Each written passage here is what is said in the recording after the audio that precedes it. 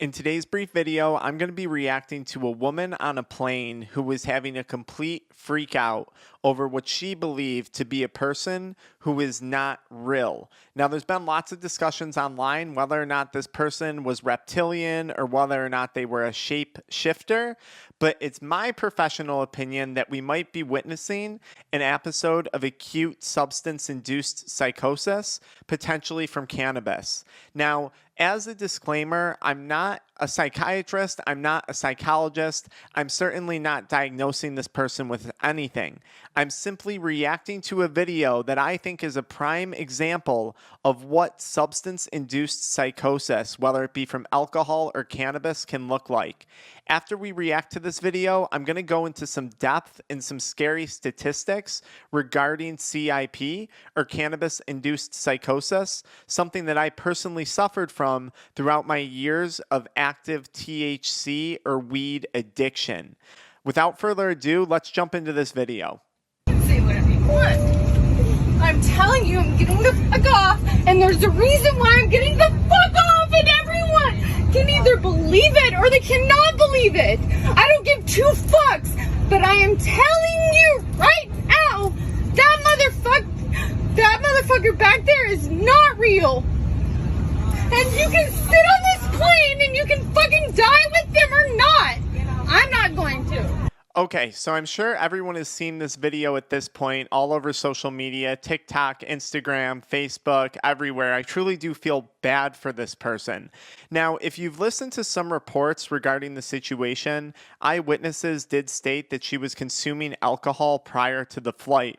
Now, another very popular trend in flying has been bringing dab pens or the weed cartridges onto planes and consuming those while on flight or prior to flying. And you can see tons of TikTok videos of people bragging about breaking this federal regulation when it comes to flying. Another popular trend has been the consumption of cannabis to kind of hopefully knock yourself out for a long flight prior to flying. I just took my first edible before this plane ride. Let's see how it goes. Whoops, I literally just saw someone running through the clouds.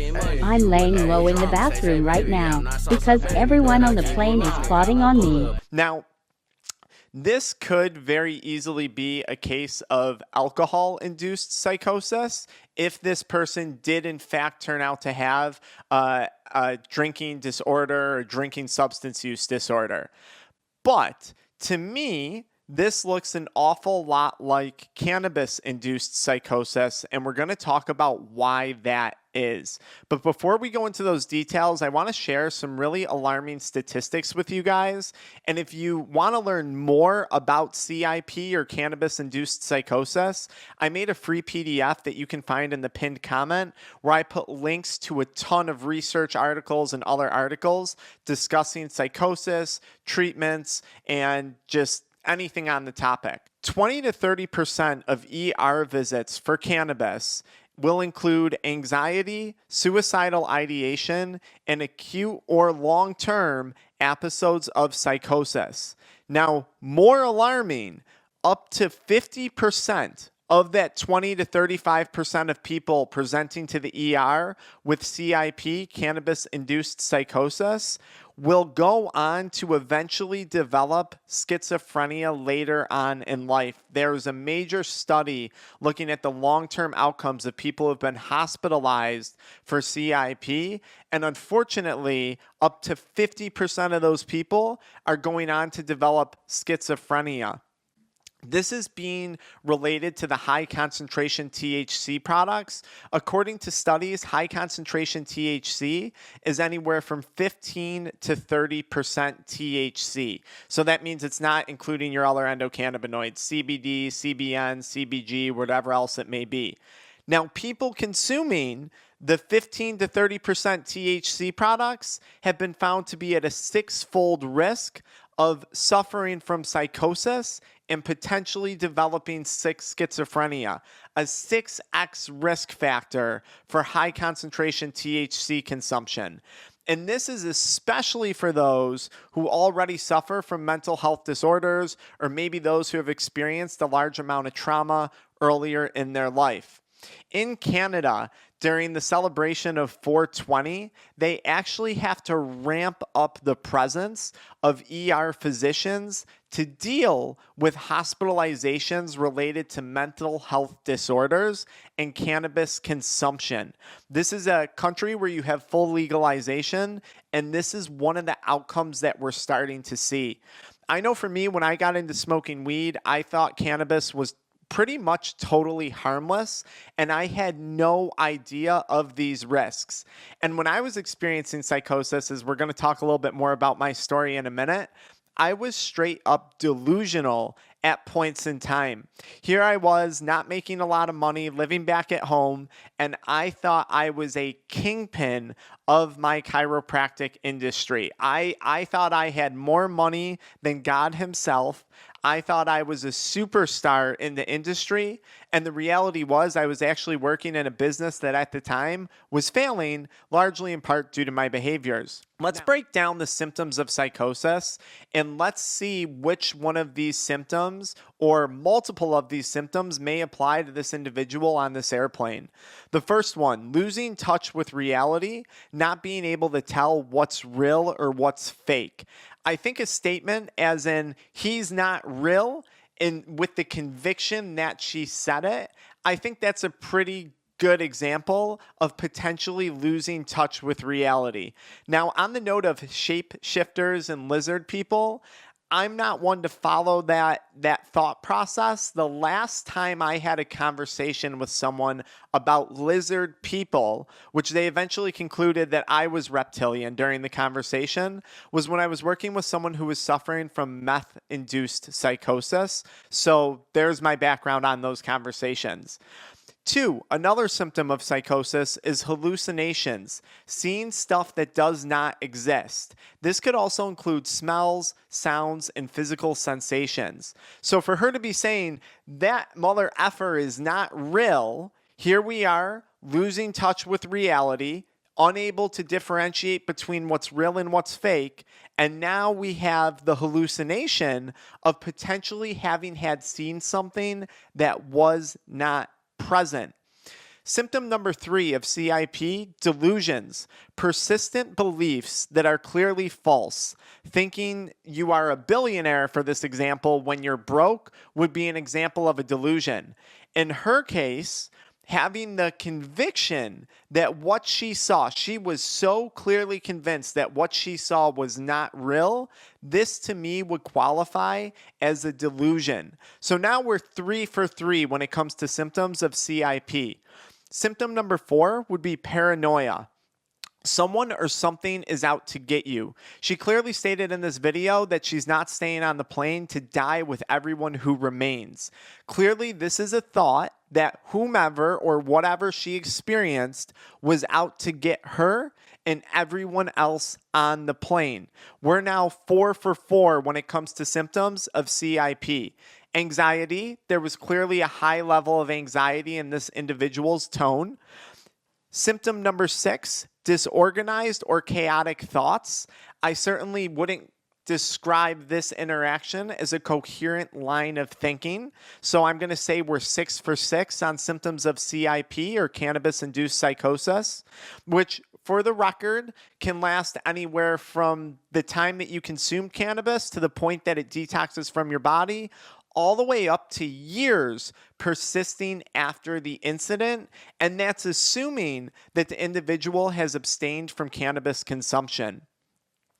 So when I look at this issue, it'd be very easy to say, yes, this is an episode of substance-induced psychosis related to alcohol.